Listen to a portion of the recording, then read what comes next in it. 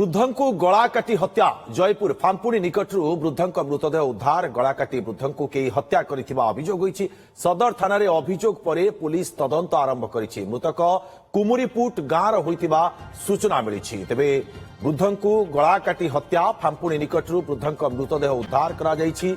गला काटी वृद्धंकु केही हत्या करिथिबार अभियोग होईछि। सदर थाना अभियोग पर पुलिस तदंत जारी रखिछि। तेबे मृतक जनक कुमुरीपुट गांर होइतिबार सूचना मिली। पुलिस वर्तमान समय घटना को नहीं अभियोग पर तदंत जारी रखिछि। अधिक सूचना टी गौरीशंकर जयपुर बिरुचि आम सहित जोड़ी होती। गौरीशंकर जदि देखा जे वृद्धं को गला काटी हत्या किए और कहीं कला सन्देह करा जाउछि। वर्तमान समय पुलिस प्राथमिक तदंत कौन कहछि।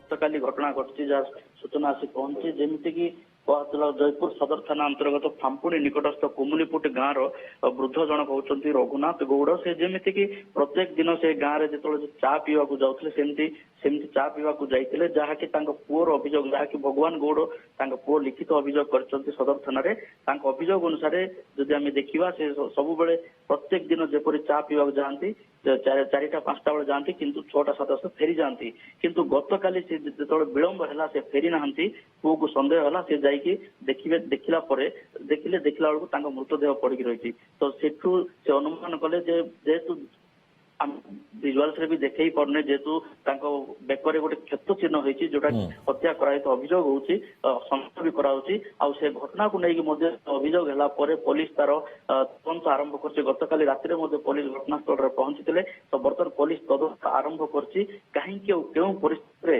वृद्धों के हत्या कराई घटना घटिला। तो एपर्यंत कौन प्रकार भाव पुलिस पक्ष कौन सूचना गणमाध्यम दि जाए किंतु पुलिस तार तदंत जारी रखी। दुर्गा तेबे केमिति जानिबा को पाइले जे वृद्ध सेठी पड़िचंती बोली एवं प्रथमे किए देखिथिले केमिति खबर देइथिले।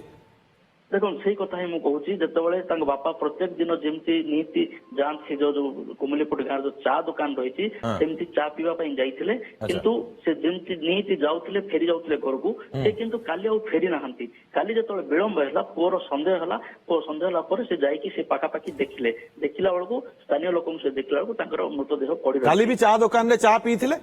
हाँ काली भी से चा दुकान चा पीछे किंतु एफआईआर कॉपी जो अभियोग पत्र जो लिखिं काली 6टा पर से फेरी ना सब जमी फेरुले काली फेरी ना न फेरिया पर से जाकि किंतु परिवार लोक वर्तमान समय कौन सन्देह करुछंती गौरी परिवार लोक जो सन्देह कर एफआईआर जहाँ लिखित माने अभियोग कर गाँव किसी लोक से सन्देह कर पूर्व जो किसी लोक सन्देह कर जेतु से पाखापाखि रही कौन पूर्व शत्रुता रही अभियोग कर हाँ किसी लोकों को ना अभियोग कर अभियोग को लेकिन पुलिस तार तदंत आरंभ करुच्ची।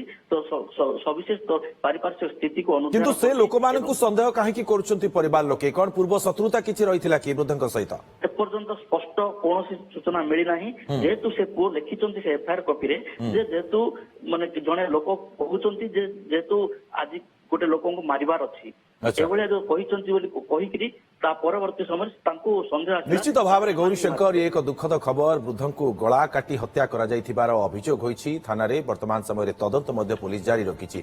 बहुत बहुत धन्यवाद आपन को सूचना पाई।